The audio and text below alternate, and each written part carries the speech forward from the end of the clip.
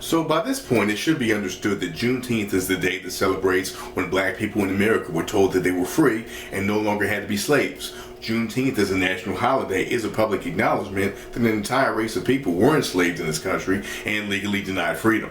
And as far as the end of slavery goes, the American Civil War was fought because of disagreement over slavery. The Civil War was not fought as a favor to black people or with the interests of black people in mind.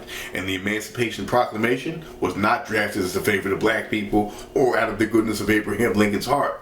If ending slavery was done as a favor or as a service to black people, then black people in America would not have been less than second-class citizens at the end of slavery when they were freed in 1865.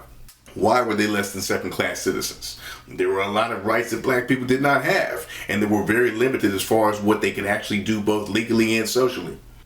Black people would literally spend the next 100 years from the 1860s to the 1960s fighting for rights that we have now, one by one. But history always repeats itself. Circle around to present day where a significant number of people in America don't want to hear what black people have been through or what black people have come from and how what black people have come from shapes where we currently are. People are taking that a step further to say that any attempts to compensate for that is a discrimination against white Americans and makes white Americans victims of discrimination.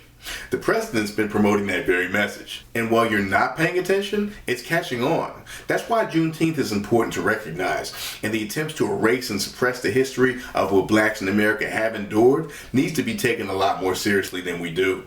The president tried to remove a slavery memorial earlier this year in Philadelphia that had been there since 2010, but the people fought back.